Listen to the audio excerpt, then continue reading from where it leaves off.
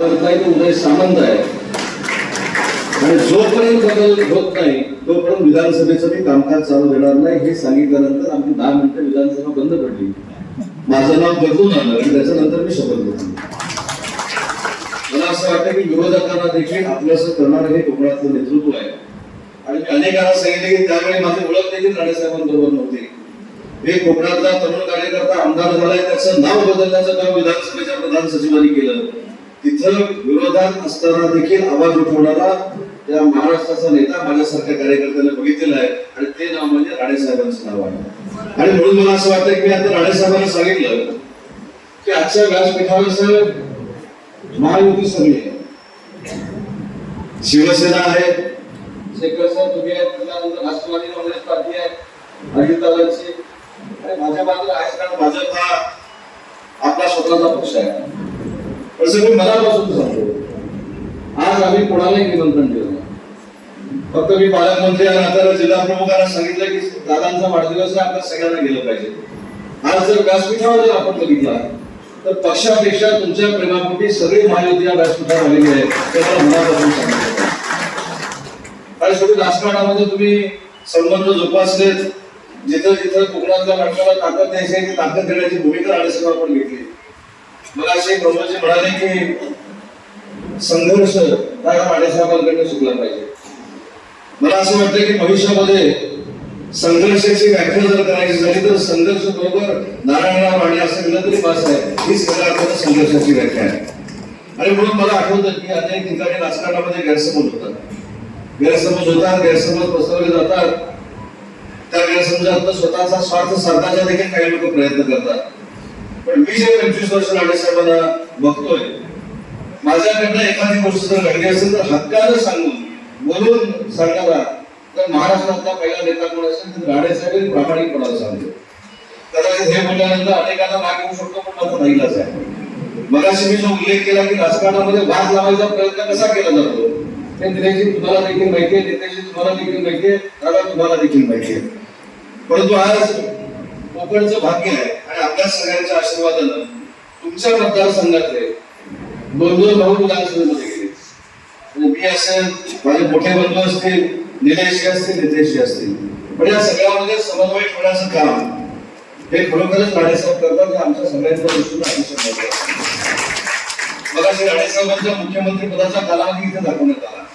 8 महिन्याचा कालावधी होता. पण 42 आंदोलनानंतर उजवं जर काम महाराष्ट्रामध्ये कुठच्या मुख्यमंत्र्यांनी केलं असेल तर ते राणेसाहेबांनी केलं. प्रमोदजी मगाशी म्हणाले की त्यांची निवडणूक लढण्याची काय कशी आहे काय आता हे आम्हाला पण कळलं. असं टॅक्टिस करत सांगायचं नसतात. मला असं वाटतं की पण गटासाहेब एक आपल्या सगळ्यांचं भाग्य आहे. मी तुम्हाला सिंधुदुर्गचे म्हणून सांगतो, मी देखील सिंधुदुर्गातला आहे. ज्या पद्धतीनं रस्त्यामध्ये साहेबांच्या कालावधीमध्ये सिंधुदुर्गामध्ये फार मोठी क्रांती झाली की महाराष्ट्राच्या कुठच्याही जिल्ह्यामध्ये झाली नाही. म्हणजे मला आठवतं की मी पाली गावामध्ये राहतो, आपल्या सगळ्यांना माहिती आहे. पालीला 2:45 वाजता रत्नागिरी बेंगळूरला गाडी यायची आणि त्या 2:45 वाजता जर बेंगळूरला गाडीमध्ये दादा बसलो तर मी 11:30 वाजता बेंगळूरमध्ये पोहोचायचो अशी रस्त्याची परिस्थिती होती. पण त्याच्यानंतर तुम्ही मुख्यमंत्री झाल्यानंतर जो कायापालट झाला, आम्ही जर 2:45 वाजता बसलो तर 7 वाजेपर्यंत बेंगळूरला पोहोचतो. हा क्रांतिकारी बदल करण्यामध्ये राणेसाहेबांचा देखील फार मोठा वाटा होता. हे देखील आपल्याला नाकारून चालणार नाही. आणि म्हणून महायुतीच्या सगळ्याच नेते मंडळींना, महायुतीच्या सगळ्याच पदाधिकाऱ्यांना मला विनंती करायची आहे की आपण 100% राणेसाहेबांसारखं वागायला नको, पण 10% जरी वागण्याचा प्रयत्न केला तर महायुती सिंधुदुर्ग आणि रत्नागिरीत कधी घालणार नाही हा ठाम विश्वास माझ्यासारख्या. आणि 10% वागायचं म्हणजे काय, वागायचं म्हणजे विकास नाही केला तरी चालेल पदाधिकारी, बाकी काही नाही केलं तरी चालेल. पण एखाद्याच्या मनात शंका आली तर बोलून जर शंकेचं निरसन झालं तर संघटना आहे त्याच्यापेक्षा ताकदीने वाढू शकते. आणि म्हणून महायुतीचा आजचा हा कार्यक्रम त्याच्यामध्ये राणेसाहेबांचा सत्कार आहे. प्रमोदजींनी सांगितलं की आता प्रमोदजी पण इतके हुशार आहेत, पुढचा विषय पुढे काढायचा त्यांना अतिशय चांगला वाटतो.